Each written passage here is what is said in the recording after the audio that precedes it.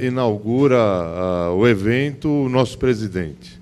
Dispensa qualquer apresentação e o que merece, em verdade, é um grande agradecimento, doutor Ivan, por causa que, confesso, é o presidente que mais apoia a escola, que mais está presente, que possibilita que nós avancemos o tanto que nós estamos avançando.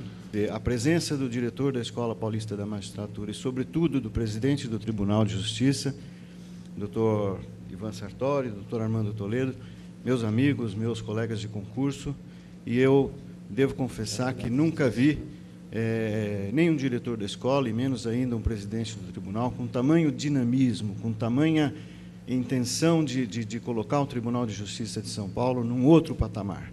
Quem assistiu a palestra lá no Auditório de Direito Privado? Alguém assistiu a palestra no Auditório de Direito Privado? Que bom. Então, nós temos também mais alguns que não assistiram, então isso é importante. Bom, eu não sou nem o expert, né, em gestão e tudo mais. A gente procura fazer isso na prática, bom senso, tentar ter um tirocínio, né, e gestão de gabinete é a mesma coisa, né? A gente também tem que ter um certo tirocínio e tal, mas eu não sou um técnico, não sou um expert, não sou mais do que ninguém, apenas eu passo aqui a minha experiência, né? A experiência que nós tivemos, que foram experiências exitosas, né? E é isso que eu sempre faço. Então, a gente começa logo colocando que o maior problema de todo gestor, de toda unidade, seja jurisdicional, seja administrativa, seja na empresa privada, seja na pública, o maior defeito que existe é a centralização. O centralizador, ele pensa que está fazendo um grande trabalho porque ele quer tomar tudo para si, então ele mostra que ele é um workaholic, né? Workaholic, e que ele faz e que ele está se esmerando, ele trabalha das 8 da manhã até as 11 da noite, e ele fica centralizando tudo na mão dele e deixando os outros fazer o menos. Isso é o maior defeito para a gestão de qualquer coisa, não só de gabinete. Gestão administrativa, é um defeito grave, gravíssimo, e que atravanca todo o andamento do expediente. Inclusive, nós temos aí uma fala de um grande diretor da Globo, que foi diretor da Globo, agora não me recordo o nome dele, de sucesso, muitos anos atrás. Ele dizia o seguinte, que sinal de mesa cheia é sinal de incompetência.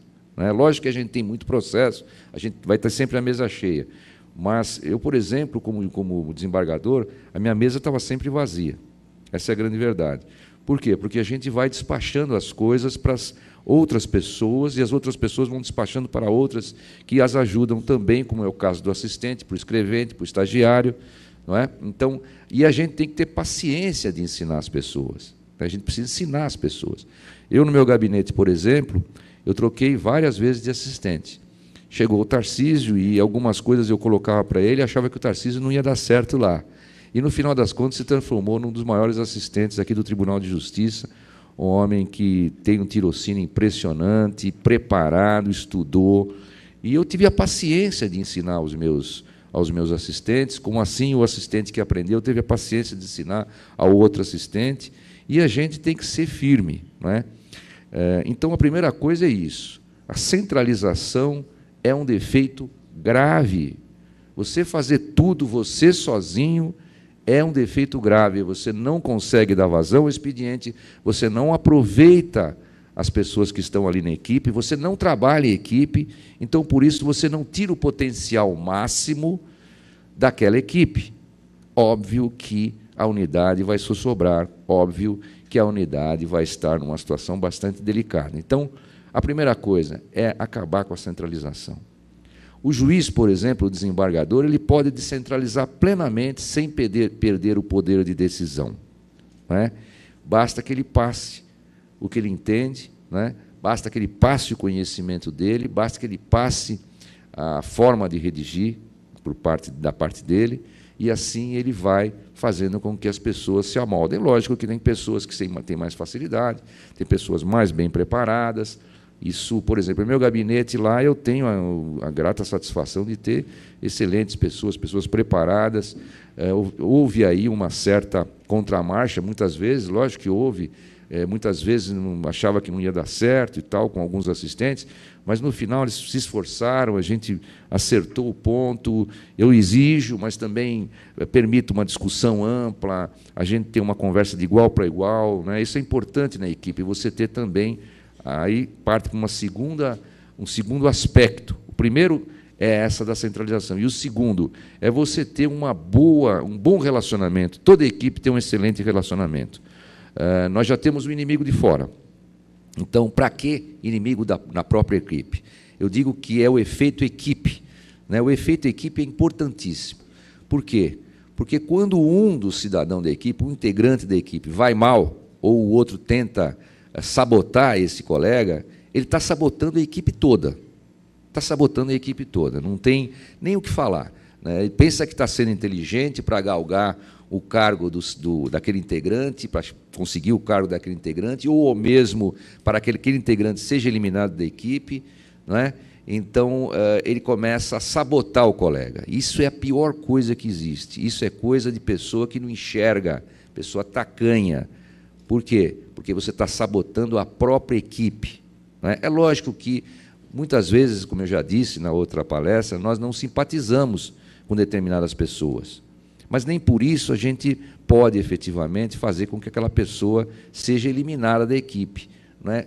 Em todo lugar que você vai, todo sistema de trabalho, você nunca vai trabalhar sempre com as pessoas com as quais você gosta. Mesmo porque, muitas vezes, aquelas pessoas com as quais você tem um maior relacionamento, melhor relacionamento, mesmo porque essas pessoas também podem não ser eficientes, não é?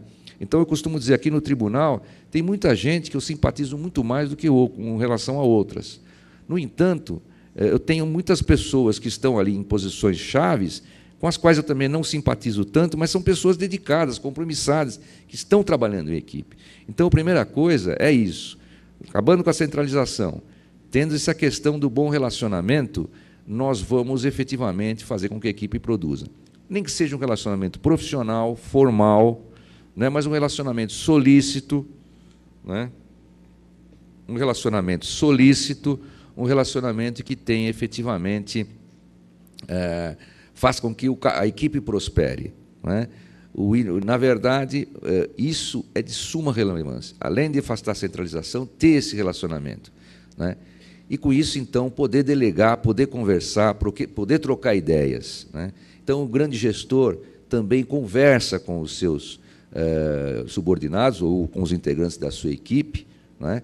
Conversa, troca ideias, aceita críticas, aceita ideias, sugestões, né? Muitas vezes eu converso, aliás, todos os processos nós conversamos aqui, eu converso com os meus assistentes, o que eles acham, e muitas vezes eles me dão ideias mostrando que eu estou errado, porque ninguém é o dono da verdade, isso é importante. A humildade também é importante. Se você não for humilde e não souber ouvir, você não vai crescer. Você vai continuar naquele mesmo ritmo que você tem, achando que você é o máximo, e, no final, você está dando muita bola fora e nem você está percebendo, né? Então, é saber ouvir, saber conversar, saber trocar ideias, né? Então, nós colocamos esses três aspectos, esses dois aspectos inicialmente. Primeiro, a centralização tem que ser afastada, tem que saber delegar. Então, é a ciência de delegar. Isso é muito importante. E você vai distribuir a equipe de forma que você possa aproveitar ao máximo. Esse, por exemplo, tem mais uma formação, vamos dizer, na execução fiscal, o outro tem uma formação em administrativo, não é? Não que fique uma coisa engessada, um pode aprender o que o outro faz, porque tem que haver também a possibilidade de substituição, né? Nós não podemos engessar a equipe, esse só faz isso, aquele só faz aquilo, né? Então, tem que saber também distribuir o serviço de modo que haja uma especialização relativa, né? Uma especialização relativa, porque também nós não podemos deixar de considerar a questão da substituição.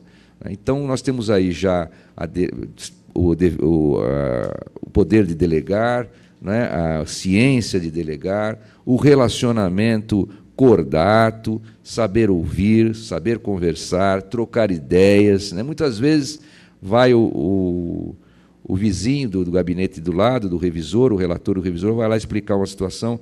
Olha, aqui parece que tem um parágrafo que está truncado, ou tem uma coisa que, uma palavra que está errada. Aí eu recebido com toda a rispidez, né? Imagina, está tudo certo, não vamos fazer nada, está tudo resolvido, e não gosta que faça observação. Não, tem que fazer, tem que aceitar a observação. Será que estou errado? Se estou errado, vamos ver se estou errado. Vamos examinar. Só o tacanho, só a pessoa sem uma visão aberta pode fazer uma coisa dessa e não aceitar uma crítica. Agora, se a crítica é improcedente, isso é outro problema. Aí você pode dizer, olha, eu vi lá, examinei, mas eu acho isso. Tem que haver uma conversa, um relacionamento, inclusive entre os gabinetes os gabinetes dos juízes que trabalham na mesma turma. Isso é importante. Fez observação, vou ver aqui, ô Tarcísio, está certo, vamos ver. Não, Tarcísio, aqui não é bem assim, porque a gente entende dessa forma, assim. Pronto, explica, já passa para o relator, o revisor fica sabendo, tudo facilita, porque a arrogância é um dos defeitos que mais atravancam o trabalho das pessoas, em todos os campos, em todos os lados, né? A arrogância é péssima, um defeito grave profissionalmente falando, muito grave, porque a pessoa não aprende a crescer, não aprende não consegue absorver conhecimento, né? Então, isso é um defeito gravíssimo, né? Que nós não podemos realmente pensar em cometer. Quando a gente começa a pensar, será que eu estou sendo arrogante? Será que eu estou sendo infenso à crítica, né? Agora, lógico, existem as críticas construtivas e destrutivas, mas mesmo as destrutivas trazem alguma coisa e a gente tem que saber também lidar com isso. Eu citei na outra palestra, eu tinha um tio meu que ficou muito rico, veio do zero, né? Começou com todo tipo de atividade, depois 40 mil cabeças de gado, e ele dizia para mim assim, Ivan, se você quiser crescer na vida, você tem que saber fazer uma coisa muito bem, uma ciência importantíssima. E eu falei, qual é, tio? Ele falou, é a ciência de saber engolir sapo. Isso é muito importante. Você tem a hora para mostrar aquilo que você deve mostrar àquele cidadão que te fez uma desfeita ou que está te trazendo um problema. Você tem que usar uma ciência, porque o relacionamento humano, né, a política no relacionamento humano é uma ciência, né? O cidadão que já parte para a briga, já parte para a discussão, já mostra arrogância, porque a arrogância também é um sintoma de incompetência e de ignorância, né? Quando a pessoa ignora o assunto, quando a pessoa não domina o assunto, então ela mostra arrogância na frente, né? Porque, olha, aqui ninguém chega, porque eu não vou mostrar as minhas falhas, eu não vou mostrar que eu não sei nada disso, não é? Então, essa é a arma do ignorante, é a arrogância, porque ele não domina aquele assunto, então ele faz com que as pessoas não cheguem perto. Então, você saber engolir sapo é importante. Você tem que deixar, não partir para a discussão, você pode dar até uma resposta, olha, eu não imaginava que você fosse falar dessa forma comigo, você me dá licença, você me desculpe, mas depois, quando você estiver melhor, a gente pode conversar, talvez você devesse refletir um pouco sobre o que você falou, não é? Mas o importante é que não se guarde a mágoa profissional, não é? Você pode até guardar a mágoa pessoal, que também não é bom, porque envelhece e faz mal para a gente.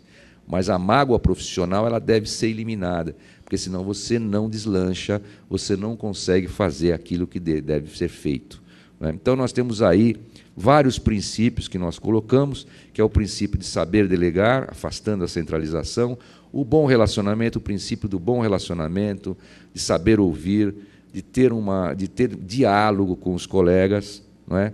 O princípio de você também saber sair dessas situações difíceis que se encontra. Às vezes um colega está num dia difícil, fala alguma coisa complicada, e você está num dia melhor. Às vezes os dois estão num dia ruim, né? E sai faísca mesmo, não tem jeito. Mas saber contornar essa situação depois, né?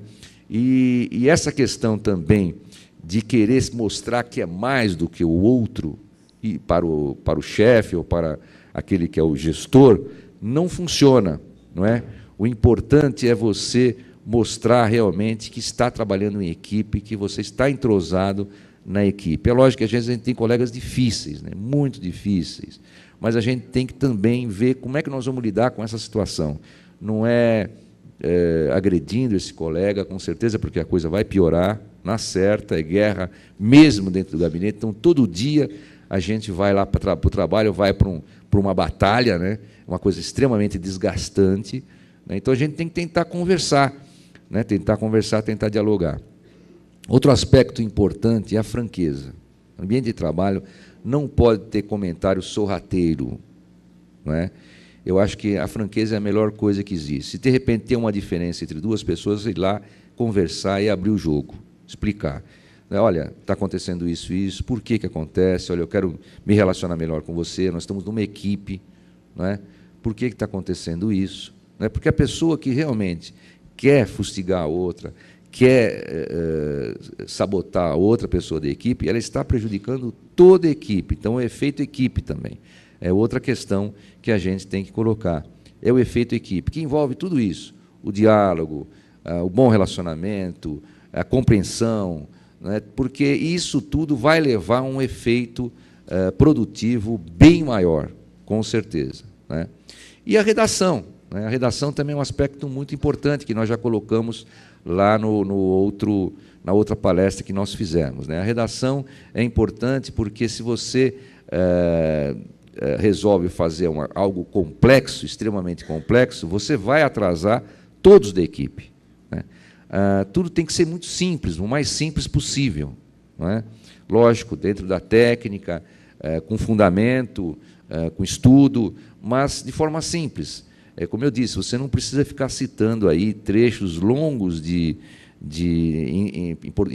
alemão, francês. Isso não interessa, ninguém vai ler isso, né? Coisa que você vai colocar ali para dar uma floreada, né? E às vezes o voto nem tem consistência e começa a colocar um monte de texto francês, um monte de citação, jurisprudência que não tem nada a ver. Então tem que tomar cuidado com isso, não é? Então a gente tem que tomar cuidado também com a questão de querer se mostrar erudito. E as coisas não funcionam assim, porque hoje nós precisamos de produtividade e qualidade. Conciliar essas duas coisas é muito difícil, é quase um paradoxo, né? Essa produção em massa com qualidade é quase um paradoxo. E a grande ciência dos desembargadores, dos magistrados, dos assistentes que fazem a vez do juiz, do desembargador, é fazer tábula rasa desse paradoxo, né? É um desafio muito grande, não é?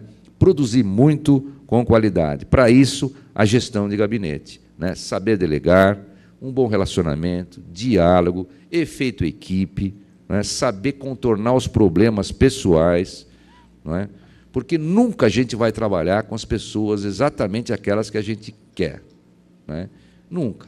Nunca você vai ter sempre quem você quer do seu lado. A equipe tem um certo número de pessoas e algumas delas não vão realmente simpatizar uma com a outra. Isso é fatal, não é? Agora, cabe a você contornar, cabe ao integrante da equipe contornar esse problema e tentar fazer um ambiente saudável daquilo, um ambiente saudável, um ambiente de conversa, de diálogo. Essa é a inteligência, a grande inteligência emocional e intelectual, não é? É você saber realmente contornar os problemas, é você saber que você está exercendo uma função praticamente de juiz, não é?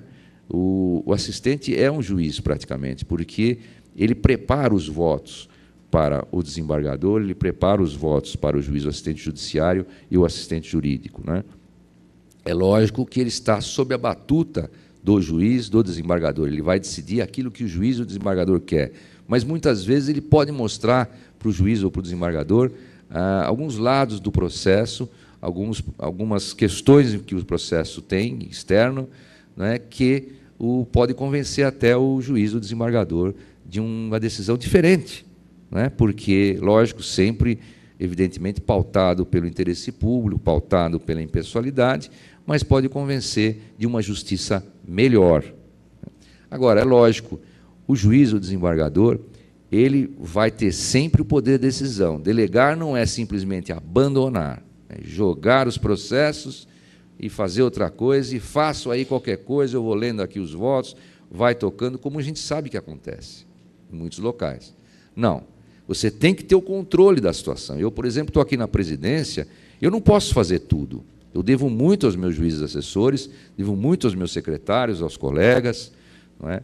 Mas eu tenho que ter o controle da situação. E, para ter o controle da situação, eu tenho que ter o quê? Mais um elemento importante: conhecimento de causa. Não é?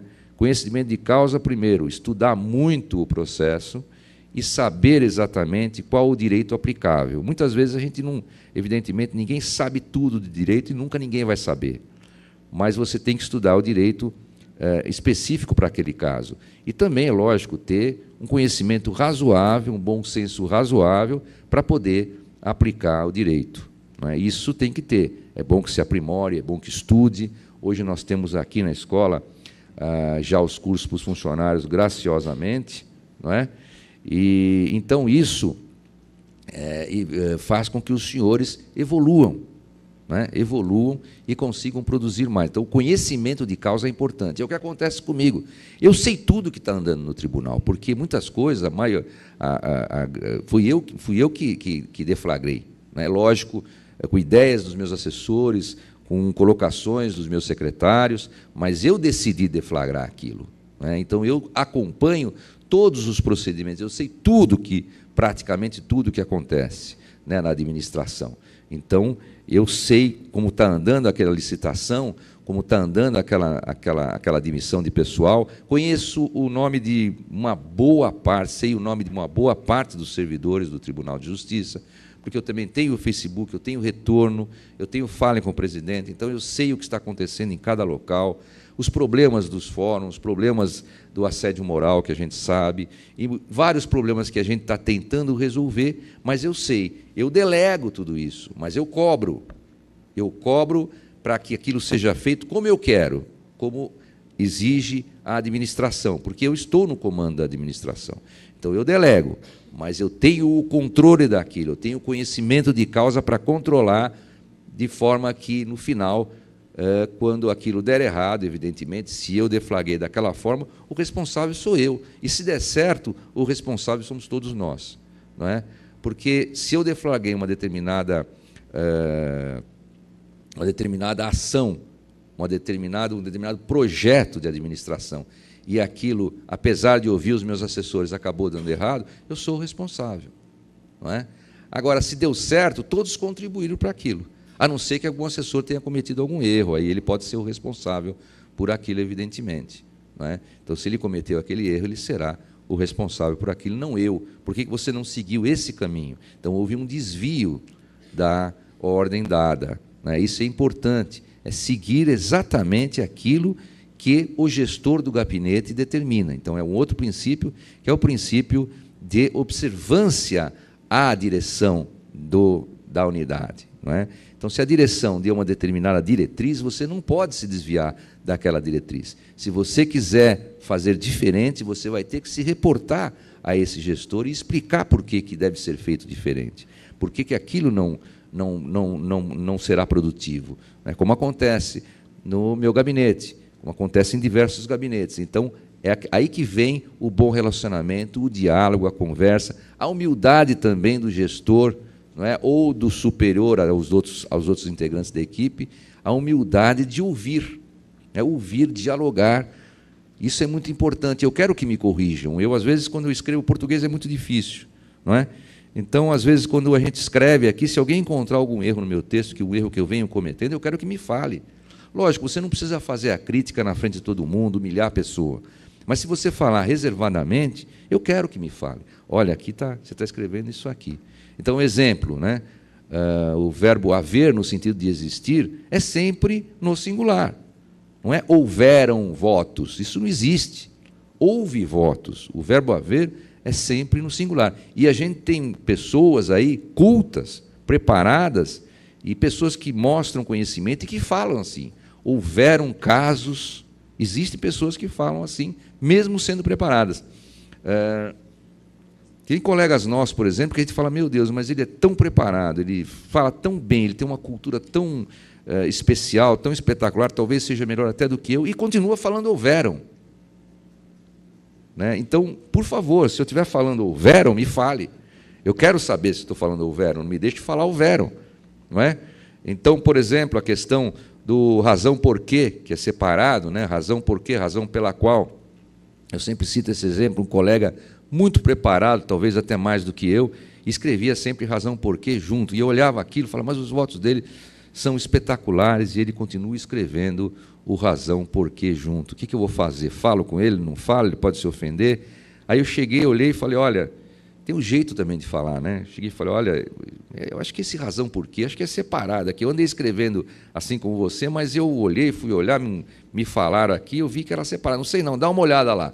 E ele foi ver, realmente, ele veio e falou, pô, muito obrigado, porque realmente era separado, é separado que se escreve, e eu estava escrevendo errado, foi bom que você tenha me dado esse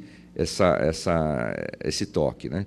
Então, é saber falar, é saber dialogar, é saber colocar as coisas, é corrigir sem humilhar. Não é? Corrigir sem humilhar.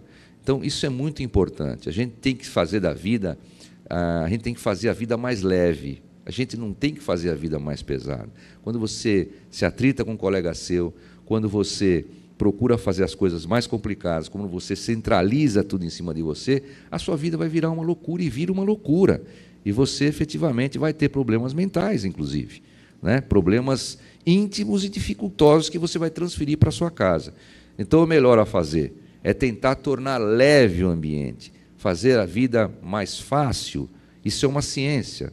Né? A gente tem que fazer a vida mais fácil, tentar dialogar, tentar ter franqueza, porque quando você conversa também sorrateiramente, você vai minando o gabinete, vai minando a unidade, e aquilo não é bom para ninguém, muito menos para você mesmo. Né? Muito menos para você mesmo. Então, é essa a questão que a gente tem que colocar. E nós colocamos na redação 3 aspectos. Né? Na redação nós colocamos... Bom, vamos recapitular primeiro, né, a questão do relacionamento no gabinete, a questão da formação da equipe. Então, a gente teve ali saber delegar, né, afastando a centralização, a gente tem o diálogo, não é? A gente tem o bom relacionamento, a gente tem também o efeito equipe, né, que decorre de tudo isso, né? E essa questão também de fazer a vida mais leve, por isso na cabeça. Vamos fazer a vida mais leve. Por que a gente vai complicar mais a vida encrencando com o colega do lado, arrumando problema, sendo arrogante? Né? Então, o diálogo envolve tudo isso, né? Envolve esse bom relacionamento, envolve essa simplicidade bonita da pessoa, ser simples e saber conversar com as outras, saber dialogar. É por meio do diálogo que nós aprendemos. E quando a gente se fecha na arrogância, quando a gente se fecha naquilo que a gente acha que, olha, eu sei tudo, eu sou o máximo, né? Eu sou mais do que você.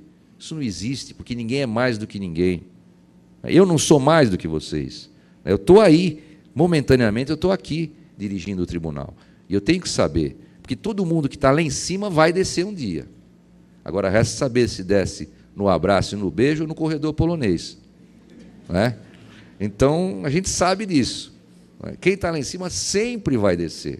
Não tem ficar lá em cima direto a vida toda. E muita gente se esquece disso. Não é? Então, a gente tem que pensar que nós não somos mais do que ninguém, absolutamente.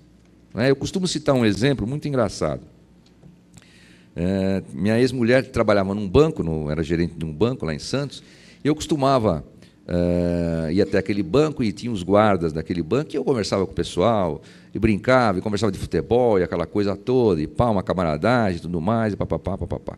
Eles eram guardas contratados do banco, pessoas que faziam um trabalho muito importante, um trabalho relevante, mas um trabalho que não era tão categorizado. Né? Para vocês terem uma ideia, como a gente precisa das pessoas. Né? Eu tinha um problema num carro do meu filho, que eu não conseguia resolver um problema no banco ABN ANRO, uma coisa assim, há muitos anos atrás, e eu tentei resolver por todos os meios, aí o banco teve um problema, perdeu o arquivo, sempre foi um rolo que eu não conseguia resolver aquele problema do carro. Até que me mandaram ir no 14º andar, eu subi, porque ali seria a unidade que resolveria o problema. Quando eu bati na porta, veio um cidadão, abre a porta, quem é? Ah, não, está fechado o banco, agora não é hora, depois eu volto aí daqui 2 horas aí. Falei, mas será que não dá para atender e tal? Não, não dá. Aí, daqui a pouco, a porta se abre novamente e falou, ô, doutor Ivan, como é que vai? O guarda do banco, daquele banco, outro banco. Pô, esse é o doutor Ivan, meu amigo. Eita, doutor Ivan. Bom, o guarda me resolveu o problema, para você ter uma ideia. Resolveu tudo. Falou com o gerente, é teu amigo, então peraí, vamos resolver isso já. Você vê como são as coisas, como a gente está sempre precisando das pessoas, né? Então, quando você é arrogante, você está sendo absolutamente idiota mesmo, né? Porque você está perdendo essa possibilidade de ter muito mais para a sua vida, de te acrescentar muito mais para a sua pessoa, de evoluir, inclusive, muito mais. E ninguém é mais do que ninguém, não é? Nós somos todos iguais, nós temos os mesmos problemas, as mesmas aflições, as mesmas dificuldades, não é? E são todos com as mesmas aptidões. Às vezes tem outros que têm aptidão melhor para cá ou para lá, um tem mais um perfil para isso, outro tem perfil para aquilo, mas nós somos mais ou menos medianos, todos mais ou menos no mesmo nível, não é? De repente, uma pessoa extremamente ignorante, ela tem uma outra aptidão, não é? A aptidão da bondade, a aptidão da inteligência.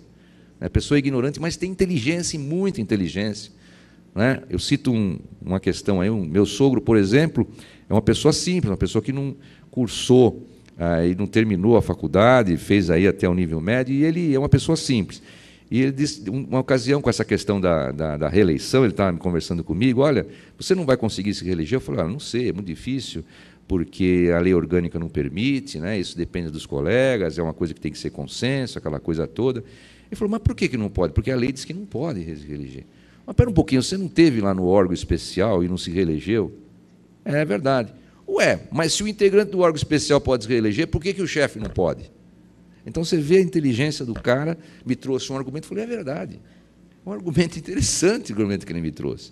Não é? Por que o presidente não pode? O próprio presidente do órgão não pode e todos os outros podem se reeleger. Não é? Então, veja que partiu dele esse argumento que é um argumento relevante. E é uma pessoa que não tem conhecimento quase de causa. É uma pessoa que raciocinou, é vivida. Né? Quantas das nossas avós, nossas mães, né, às vezes não têm conhecimento, e quantas lições, né, quantas lições que a gente recebeu dessas senhoras, né, dos nossos avós, nosso pai, nosso avô. Então, a gente tem que ver que ninguém é mais do que ninguém, todos têm a sua aptidão. Mas com relação, voltando então agora à redação. Então, ficamos com esses tópicos da gestão, não é? Do diálogo, do relacionamento bom, do efeito equipe, saber delegar, não é? Tudo isso é muito importante, a humildade, começa com lição de vida.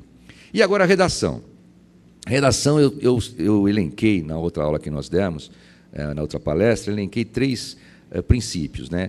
O primeiro princípio foi o princípio da... Lembra que nós colocamos lá?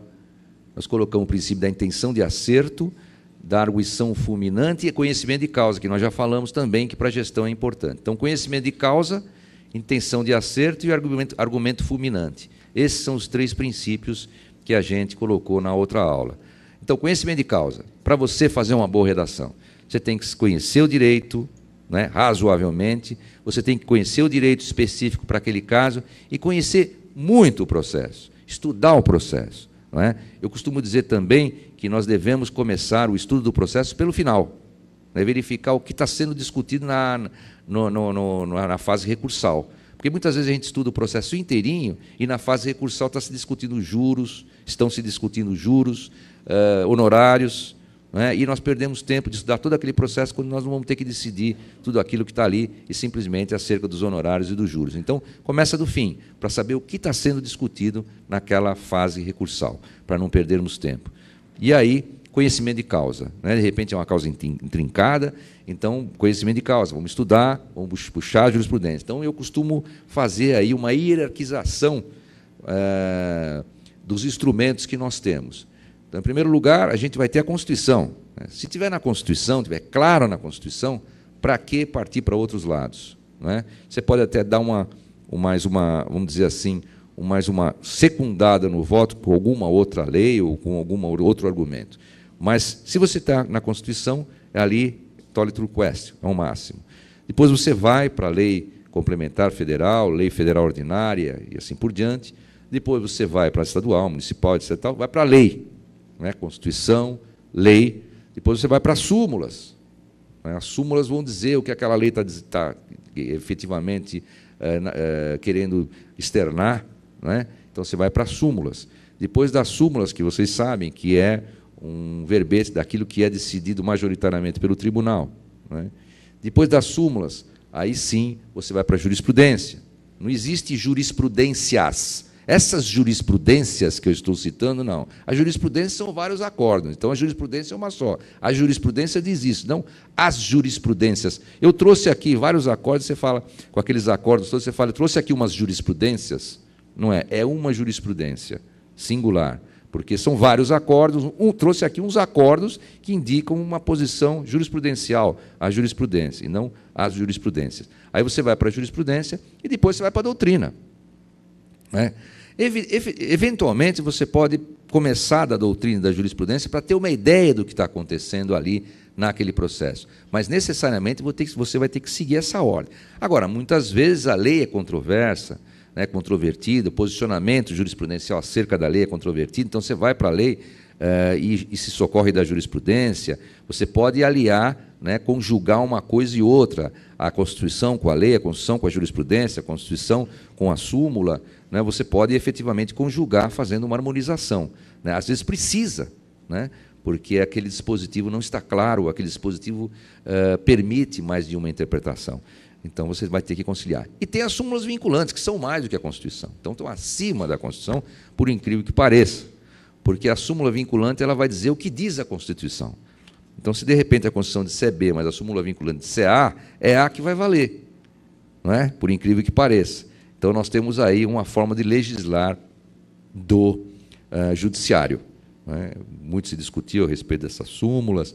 Ela vincula a administração e ela vincula o judiciário, não só o judiciário, também a administração pública, a súmula vinculante. Então, ela está acima da Constituição, por incrível que pareça. Quer dizer, vamos dizer assim, na prática, né? Teoricamente, a Constituição estaria acima de tudo, mas, na prática, nós temos a súmula vinculante. Então, a gente tem que seguir um raciocínio lógico,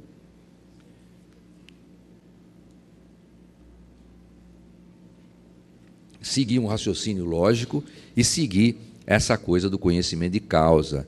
Tem que ter um conhecimento de causa. Sem conhecimento de causa, ninguém fará uma redação a contento. A segunda coisa é a intenção de acerto, né? O que é a intenção de acerto? A intenção de acerto é você tentar ter cuidado naquilo que você escreve. É importante que todos leiam um pouco de gramática sempre. É importante que todos verifiquem efetivamente como funcionam determinadas construções, né? Por exemplo, a partícula C. A partícula C, a passivadora, ela é atraída por alguns elementos. Então, por exemplo, pelo que, ela sempre será atraída. Que se compram ou não que compram-se, por exemplo. A negativa, né? Nunca, não se pode fazer, não se pode fazer isso. Errado, não pode se fazer isso. Não se pode fazer isso, né? Advérbio, muitas vezes, hoje se compraram livros, não é hoje compraram-se livros, né? Alguns advérbios também atraem, né? Enfim, verificar isso mais a miúde.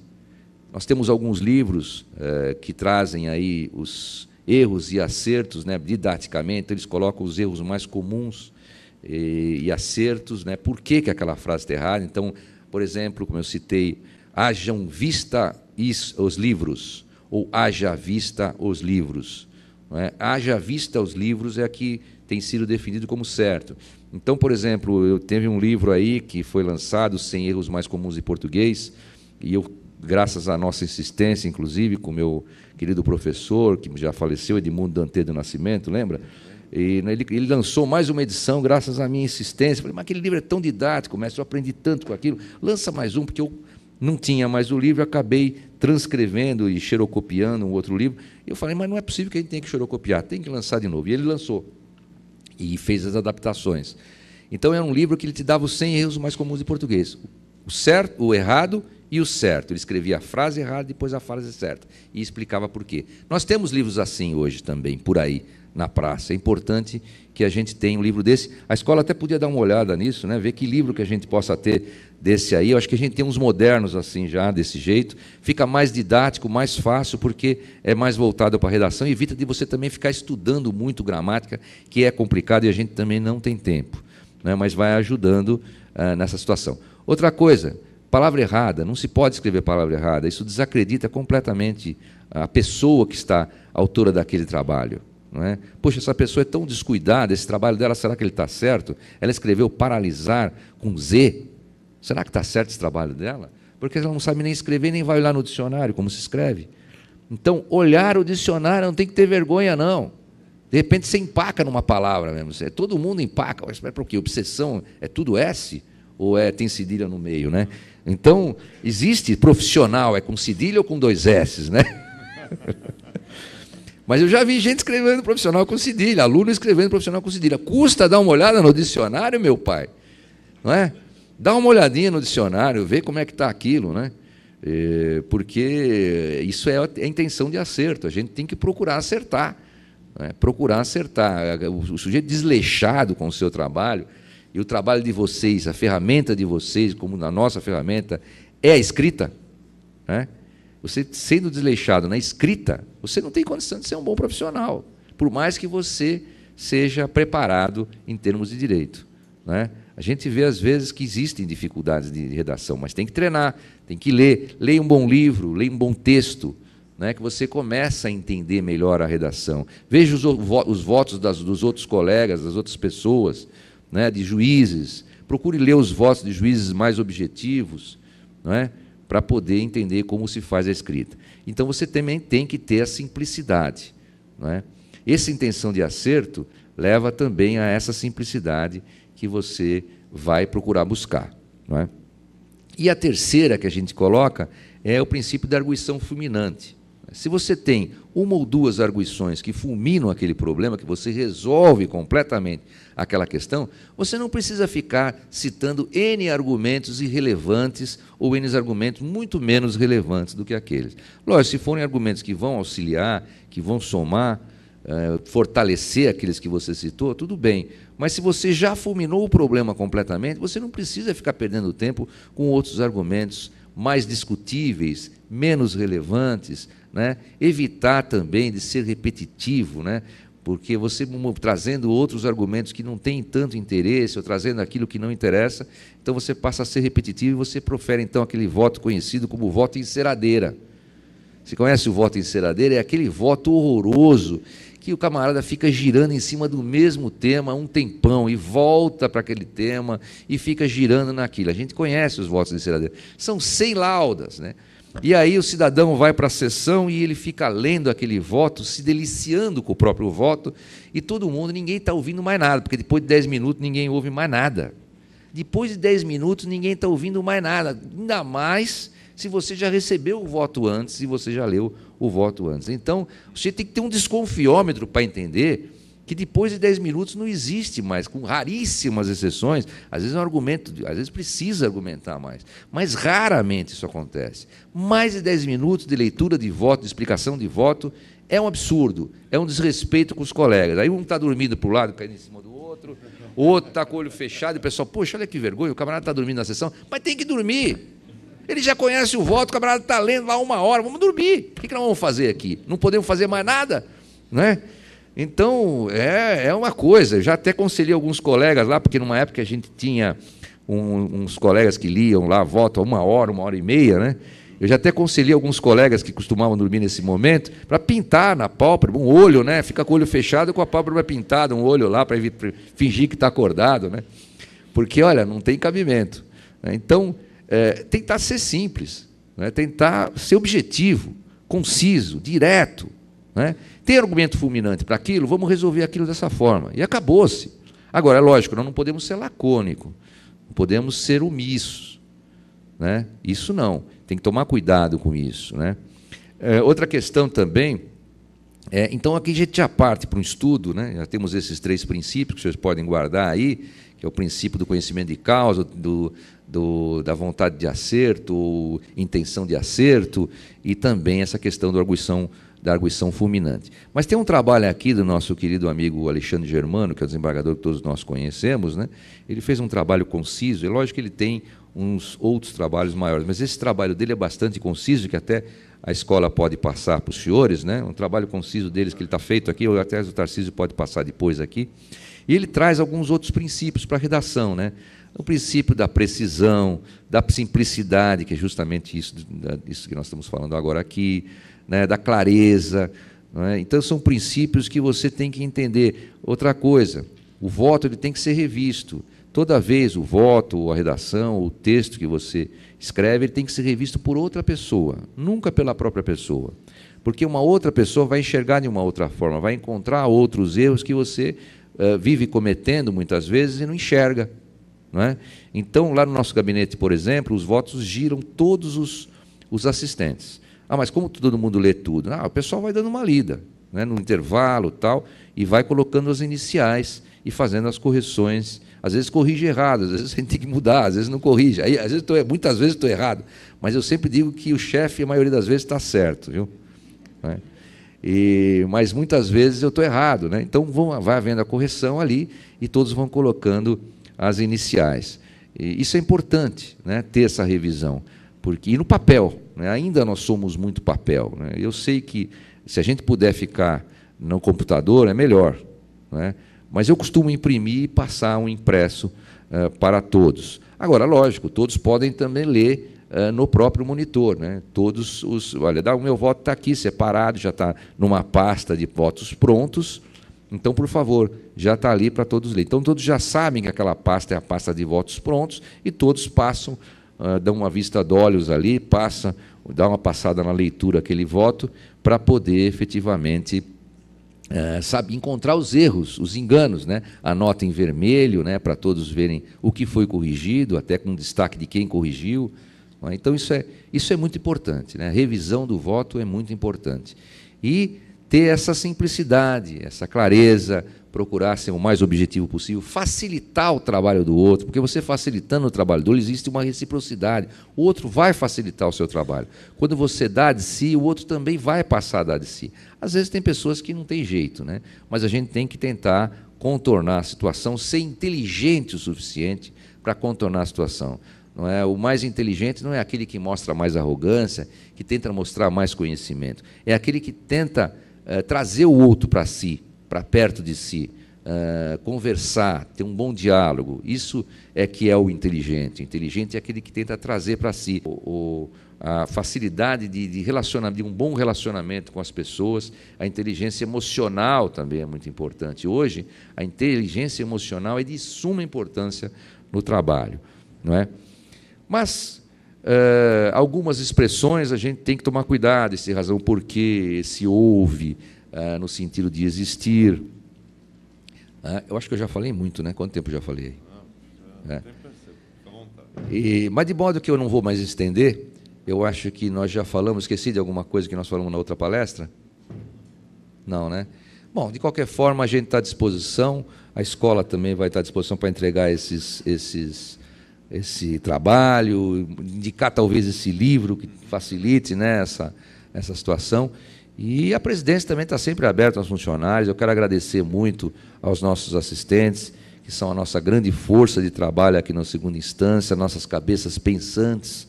Não é? O trabalho de vocês é de suma importância. Não é? Vocês têm que ter a responsabilidade e a consciência desse trabalho, que vocês são muito importantes e que vocês, efetivamente, são o respaldo do juiz e do desembargador. Então, pensem bem quando forem cometer alguma besteira, né? Porque ela pode passar, né?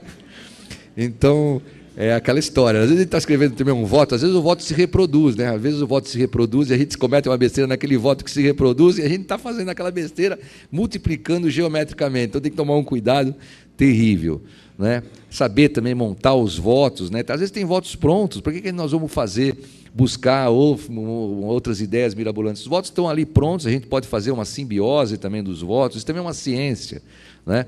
Mas eu quero agradecer muito os senhores, dizer que a presidência está sempre à disposição dos senhores, e a obrigação da presidência é justamente essa, dar estrutura para os senhores que estão aí na linha de frente, sejam os juízes, sejam os desembargadores, os assistentes, os funcionários de modo geral.